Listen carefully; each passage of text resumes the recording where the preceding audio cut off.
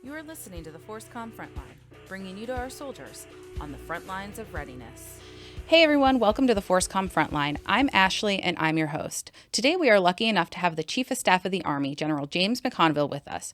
General McConville assumed duties as the 40th Chief of Staff of the Army in August of 2019, and that was after previously serving for 2 years as the Vice Chief of Staff of the Army.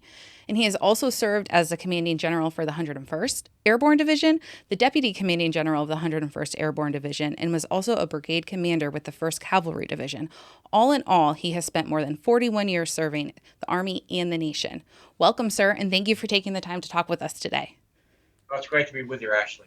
So, we're really excited to have you here for this opportunity to have our listeners hear from you. And there are tons of things that we could talk about.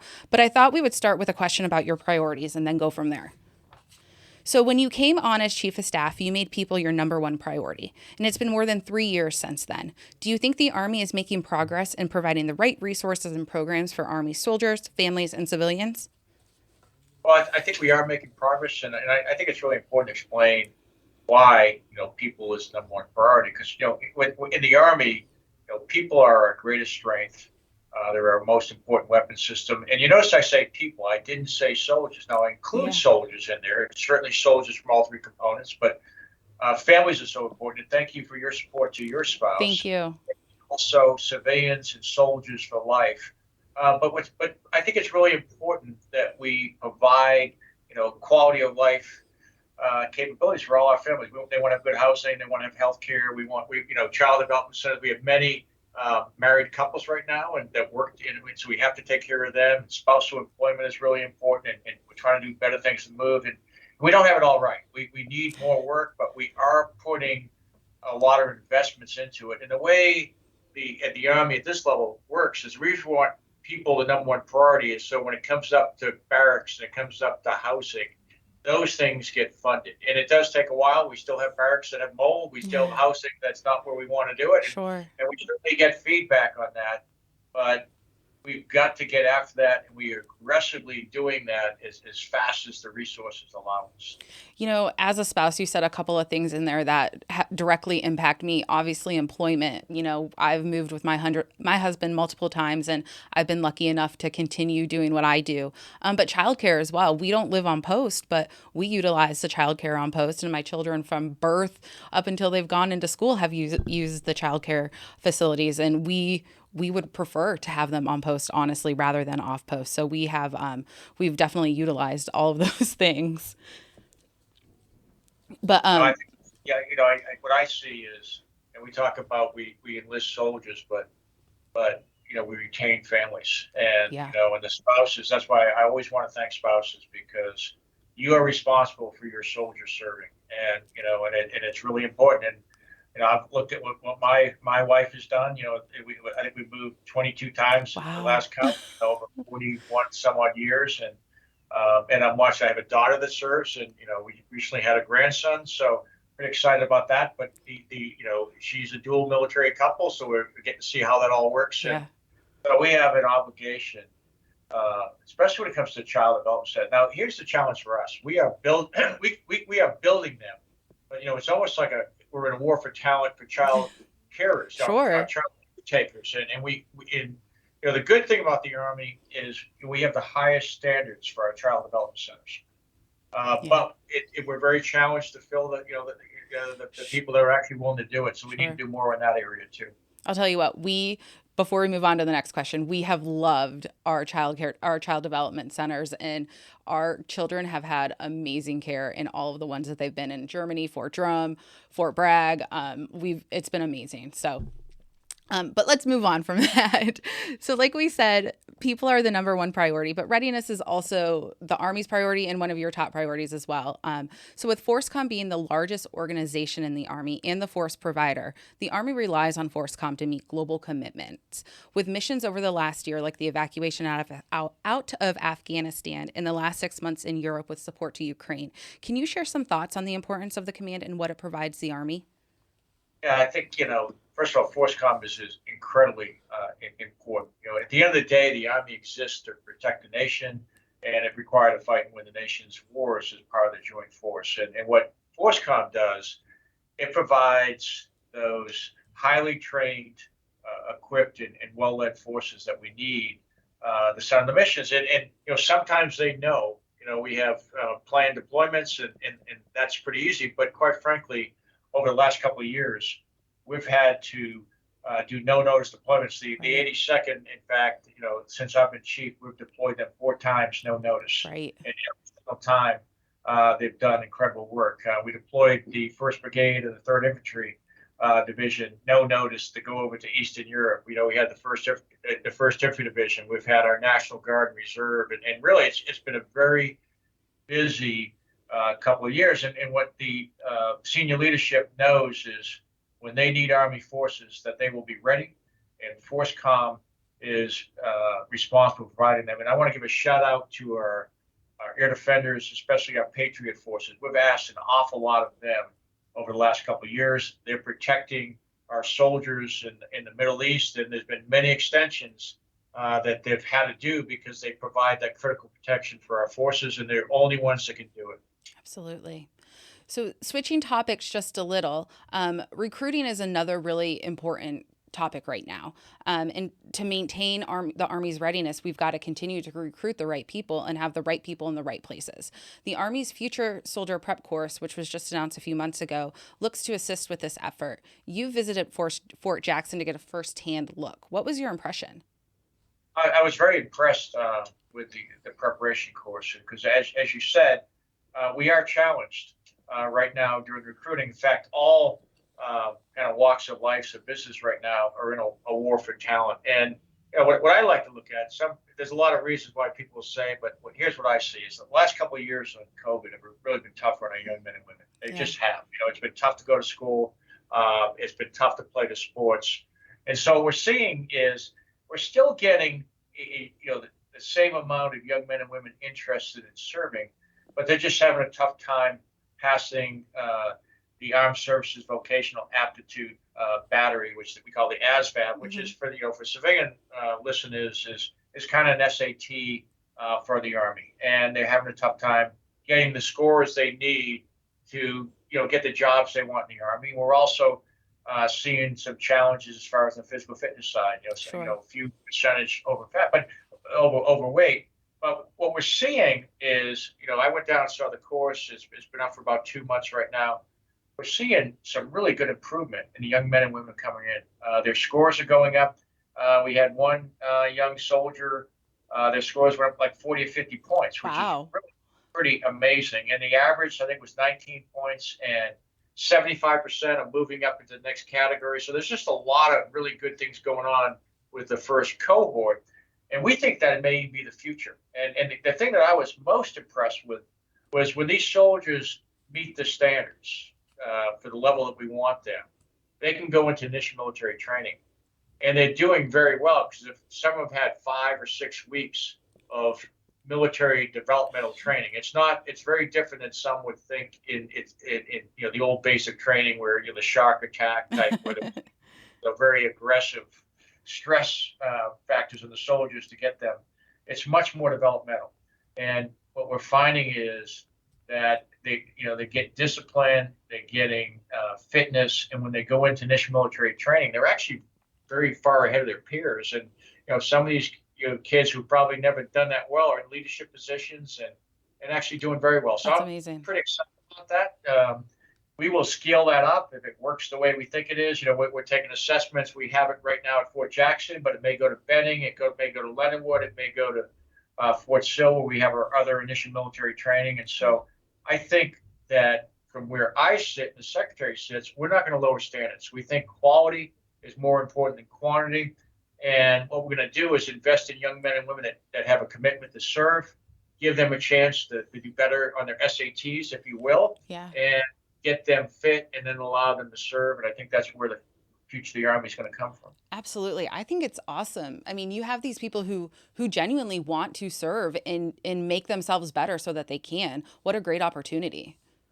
Yeah, I met a young man who had been trying to pass the ASVAB for 8 years. Oh my gosh. He was very physically fit. He wanted to serve in the Army. He just was having trouble with his SATs, if you will. And what's interesting now too is the ASVAB. They don't let the young men and women use calculators, and a lot of the kids today, um, they don't do math like maybe they're used to using calculators, and we don't allow them to do that. So some are challenged by those type of things. But it looked like he was in a good place, having the structure and the discipline has prepared him for being able to serve in the military. So we're pretty excited about that. Well, and who knows? Maybe one of these future soldiers is our future SMA, or one of our top leaders in the army. Who knows? You never know. I mean, Vice Chief uh, Brady George came in the Army as a private. If you think about that, came in the Army as a private. His non-commissioned officers recognized his talents and said, "You ought to try to go to West Point." So he went to the West Point Prep School, and then going to West Point, and now he's Vice Chief of Staff of the Army. So Wow. there's a lot of opportunities in Yeah. the Army. You can be about anything you want to be in the Army. In fact, you can be all you can I've be. heard that before. Right. That's awesome. So, AUSA is coming up very soon, and we typically get some announcements from the Army in conjunction with the event. So, we've heard that FM 3.0 is going to be released during AUSA. Can you give us a preview or some insights? Yeah, sure. So you've got good insights. We are doing FM 3.0. It's multi-domain operations. It's a doctrine that we're going to use for the future. We've been dealing with concepts. We've had multi-domain operations concepts. We've talked a lot about that. What we want to do is take those concepts, turn them into doctrine, get them down into really the hands of soldiers, just like the new equipment. Let them work with the doctrine. It doesn't mean it won't change, but Sure. once you get in the hands of great soldiers, great non-commissioned officers and officers, we will develop the doctrine and be able to implement it. And it's really what the shift is really for a lot of us over the last 20, 22 years, we've been doing counterinsurgency, counterterrorism, irregular warfare in Iraq and Afghanistan. And as we recognize the future threat, and we're getting a lot of lessons learned from Ukraine, it's really about large scale combat operations where we're going to be contested in multiple domains. Sure. And what we mean by domains is certainly, we're going to be contested on the land, in the air, but also the sea and cyber and space. And so we've got to have doctrine that's going to allow us to do that. And for us, it's not about, fighting the last war better. It's really about winning the next war. And Yeah. winning does matter in the business that we're in. Absolutely. So you're heading into your final year as chief, and before that you were vice chief for 2 years. So what has it been like to see your vision unfold over these last 5 years? Well, we're very pleased with, and I'm very proud of what the Army's done. It's a tremendous team effort here, both with our civilian and military partners. What we've been trying to do is produce the best Army for the nation with the resources we get. And we are seeing transformational effects coming in. We'd have 24 signature systems coming in next year from long-range precision fires to mobile protected fires. We're down selecting future helicopters. We've got air and missile defense systems coming in. I mean, it's just a lot of excitement Absolutely. that we're going to be bringing into the force. And we got great soldiers, and it's just not that. We've brought a lot of policies that, quite frankly, parental policies that help, folks, with children, and we Yeah. want them to stay in the Army, and we're competing for their talents. So we've changed a lot of policies. We've done a lot with talent management where, we try to move from industrial personnel management system where you kind of treat everyone as interchangeable parts to young people. And today don't want to do that. They want to be managed by their talents. And we're putting systems in place to do that so they can be all they can be. And so I'm excited about that. And we've got great leadership in the Army. We've got great non-commissioned officers. We need to do a little work on recruiting. But we're going to have the best equipped, best trained, best led Army in the world, and I think that makes me feel good. Absolutely. And you mentioned some of the things, but you've been the force behind a number of changes and initiatives, and really adapting the Army for the future. What do you think we need to continue to do to be on the right path for 2030 and beyond? I think we need to focus on people. We always like to talk. We talk about futures. We talk about modernization. Everyone assumes it's new weapon systems. But at the end of the day, the Army is people, it's Yeah. our soldiers, it's our families, and we need to never forget that. Never walk away. We can always buy tanks, we can buy helicopters, we can buy whatever systems. You don't inspire them to serve. We put gas in them, we change the parts, we put and they'll work. But at the end of the day, um, it's committed soldiers that have the will to do their job that will really make the difference. So we have to invest in people, we have to invest in leadership, and then we have to give them the tools they need, the cutting edge technology that's going to allow them to have the advantage that we want them to have. So much advantage that no one wants to fight us. That's when we're really winning. That no one wants to fight us because we're the toughest one in the block. Absolutely. So, real quick before I go to my next question, I just want to mention you're talking about people and the resources and programs. I just did an interview with a soldier from the 62nd Med Brigade out at First Corps, or JBLM, and we talked about H2F. And he talked about how amazing the program is, he thinks it's the best thing the Army's done in a very long time. He wishes he had seen it sooner. But our interview was about how he had lost a couple of close friends to suicide and how he has utilized the mental readiness aspect of H2F to really help him through some of those things. So just a little plug for H2F and how it's really helping soldiers. No, I think it's really important. I mean, sometimes we talk about it's a good acronym. It's holistic health and fitness. Yes. Some people thought just being fit is just doing push-ups, but it's much more than that. It's taking care of the whole person. Making sure they eat right. I'm very blessed to be married to a dietitian, so I Nice. kind of the gym pass, but I mean, really teaching young men and women how to eat, that matters. How to get the right amount of sleep. Yeah. And then really how to do fitness. And then bringing in, as you said, the whole mental and spiritual fitness that helps them be resilient. And, we all go through tough times, but it's also building cohesive units where everyone has a leader that cares about them. Everyone has a buddy that cares about them.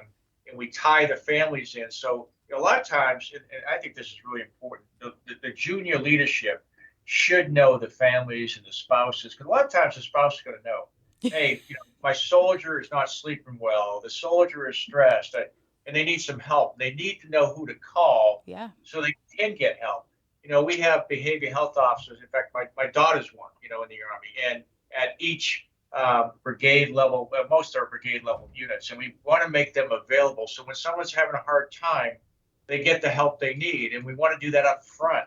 Yeah. So we, before we have some challenges. All that stuff is extremely important. And when you look at what we're putting into units with holistic health and fitness, and we don't have them there all the time, but you talk about dietitians, strength coaches, physical therapists, behavioral health officers, a lot of experts that really take care of the soldiers, because the soldier is the most important one in our units, and then we'll get the equipment for them. Absolutely. And just to close that out, the soldier I spoke to, he said exactly that. They're there for the soldier and looking out for the soldier.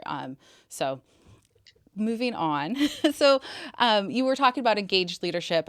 So what advice would you give to a young lieutenant coming into the Army, or what would your advice be to an NCO about their role in developing a young soldier into future leaders?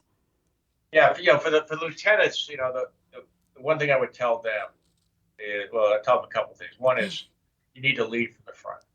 And in order to lead from the front, you have to set the example. You have to be a master of your craft, and lieutenants are learning. But when you come into an organization, you need to make sure that you can lead. In order to lead, you need to make sure you know your job and you can do your job. You certainly need to be physically fit. It's hard to lead from the front if you can't keep up with your formation when they're doing physical fitness. And the other thing is you should have integrity that's beyond reproach. You need to be the moral compass for your organization. Again, that gets back to setting the example.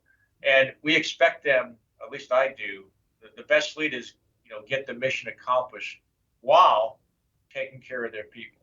And that's extremely important. And then for the non-commissioned officers, we're very blessed to have the best non-commissioned officers in the world. And I don't say that lightly. I mean, we look at other forces, we take a look at what's going on in Ukraine and with the Russian forces, the fact that they don't have a great non-commissioned officer corps really makes a difference. And if you want to operate the way we feel we need to do with Mission Command, where we're going to be operating in small dispersed units, you have to have non-commissioned officers that are highly trained, disciplined, and fit, that can lead their organizations and make things happen. And quite frankly, I think we're blessed to do that. Absolutely. And if you are a non-commissioned officer, you need to make sure that you are highly trained, you are disciplined, and you are fit, and you can help those lieutenants do their job, and you can, take care of your soldiers and accomplish the mission while you're taking care of your soldiers and families. Yeah. So, sir, I know you are a very busy person. I appreciate you taking the time to do this. Before I let you go, though, I want to give you an opportunity to cover anything that maybe we didn't talk about already. No, the one thing I want to do is, first of all, thank you for taking the time. Thank you for your commitment. When I talk about you being a spouse, I mean all the spouses out there. I mean, I really can't say enough of what our families, do to allow us to serve. And my wife tells me, she goes, "Don't thank us for our sacrifice. Thank us for a commitment." And because she thinks it's still a great life, and we've had a chance, as you I can see, you got a very strong enthusiasm about the Army, and it's a great experience. It's not always an easy experience, but thank us for a commitment. And so, what I like to do is just thank all the families for the commitments, and I also like to say that I am very, very proud to be the Chief of Staff of this Army, because we have the world's greatest soldiers. And every day is a great day in the United States Army, because we serve with the world's greatest soldiers and the greatest families. So thank you. Absolutely. And thank you, sir. Again, I appreciate you taking the time to talk with our audience and be on our podcast today. All right. Have a great forthcoming day. Thank you. That's it for this episode. You can find us on Facebook, Twitter, and Instagram, and you can also find full video episodes of our podcast on YouTube.